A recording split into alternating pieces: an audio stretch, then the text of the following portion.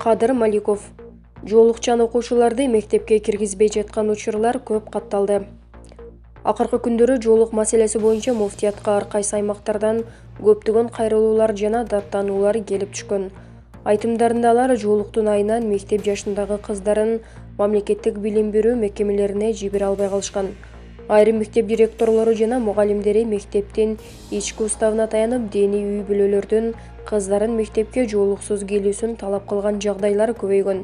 Бул тууралуу муфтийдин орун басары Кадыр Маликов социалдык желедеги жеке баракчасына маалымат жарыялады. Анын айтымында бул позиция зулумдукка, акыйкатсыздыкка алып келет. Анткени бул абал диний үй бүлөлөрдүн балдарынын билим алуусуна тоскоолдук жаратат. Жоолукту же окууну тандаш керек деген талап туура эмес. Анткени жоолук салууну ар кимдин өз тандоосу.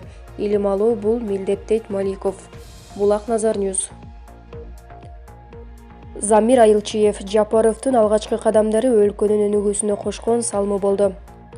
Президент болуп шайланган Садыр Жапаровдун инаугурациясына көп каражат коротулганы боюнча маалымат чыккандан бери коомдо ар кандай пикирлер, сындар айтылууда. Бул боюнча активист Замир Айылчиев Назар Ньюс маалымат агенттигине билдирди.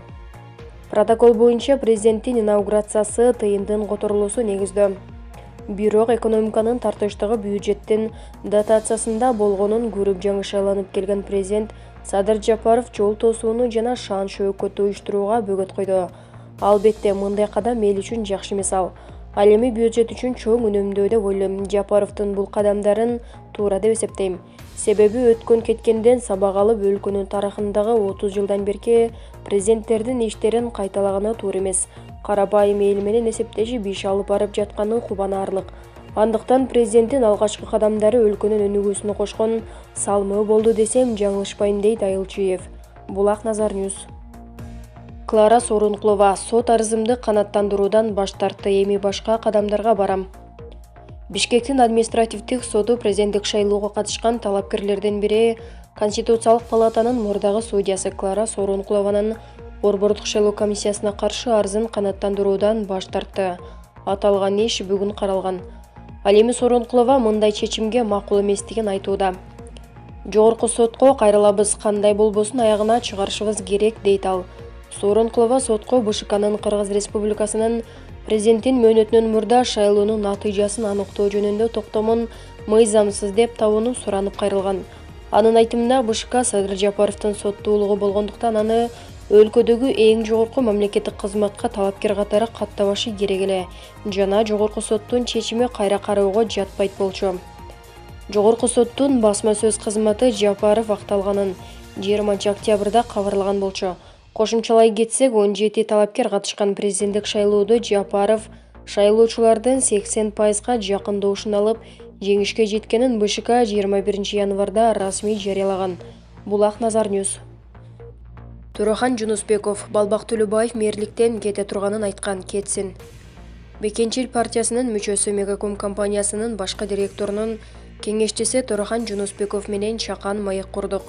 Азыр эмне жумуш кылып жатканын, партиялаштоосу Мелес Аспековдун айланасындагы болуп аткан жагдайларды жана iPhone белегин сурадык. Турахан мырза, эң жакын досуң Мелес Аспековдун тегерегинде болуп аткан окуяларга кандай комментарий бере аласың? Мелес Аспековдун тегерегинде көптөгөн так эмес моменттер бар. Анын канчалык деңгээлде күнөөлүү же ак экенин тергөө жана сот аныктайт. Бир беткей күнөөлүү катары айтышка мүмкүн эмес. Сот аныктап, чечет жанында болбогондон кийин айтуу кыйын. Балким бирөөлөр поставить этип коюшу дагы толук мүмкүн. Сен Мегаком компаниясында иштеп атасың, эмне жумуш, оорбу, айлыгың канча? Азыр Мегаком компаниясында башкы директордун кеңешчиси болуп иштеп атам, жумуш оор деле эмес. Айлыгы 50-60 миң сомдун тегереги, эми алда иштегенге жараша да. Азыр Мегаком компаниясында мамлекеттик кызматкерлерди кантип Мегакомго өткөрүп алабыз деген максатта алектенип жатабыз. Жарым жылдын ичинде жакшы жыйынтыктарды көргөзүп, алдыңкы катарга чыгуу мүмкүнчүлүгүнө жетебиз. Ал боюнча иш-чаралар да түзүлөт. Октябрдагы бийлик алмашуудан кийин сени Бишкек кала башчылыгына чуркап жүрөт деп уктук эле, ал жак болбой калдыбы? Мэр болуу оюмда жок болчу, ушакчылардан чыгарган кеби болсо керек. Болгону мэрия кызматына мурдагы адам келип олтуруп алгандан кийин ошону кетирүү максатында чыкканбыз. Орто жолдон мекенчилдин жаштары эски саясатта жыйдыган адамдардын ордуна шаарыбыздын мэри болуп бербейсизби? Убактылуу башкар бериңиз, кийин бийликке ким келсе өздөрү чечип алат деп сунуштап калышты. Менден жакшы татыктуу кадр келе турган болсо, мен аны колдоп берем деп ошондой эле айткан Балбак Төлөбаев келгенде колдоп бердим.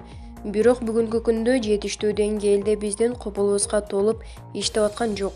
Жеке өзүмдүн оюмда шаар башчылыгына башка креативдүү жаштар келсе колдоп берем деп ошондой эле айткам. Балбак Төлөбаев келгенде колдоп бердим, бирок бүгүнкү күндө жетиштүү деңгээлде биздин копулубузга толуп иштеп аткан жок. Жеке өзүмдүн оюмда шаар башчылыгына башка креативдүү жаштар келсе болмок. Балбак Төлөбаев өзү жаңы жылдан кийин кетем деген. Эми сөзүнө туруп кетсе керек кетсин. Мэр катары жакшы иштеп кетти деп айта албайм. Баса Сыймык Жапкеевке Турахан Жунусбеков iPhone белек кылыптыр деген маалыматтагы чыгып кетти. Бул эми азыркы бийликти каралагысы келгендердин ойлоп тапкан ушагы. Бул боюнча Сыймык Жапкеев өзү түшүндүрмө берип кетти. Аны кайталоонун кажети жок. Сурат Жылкычиев, Булак Азия Ньюс газети. Акбала кайманааты менен таанымал Крим авторитет кармалды. Ошту аялын сабап из жашырып жүргөн Акбала кайманааты менен таанымал Крим авторитет кармалды. Бул тууралуу Ош шаардык ички иштер башкармалыгынын маалымат кызматынан билдиришти.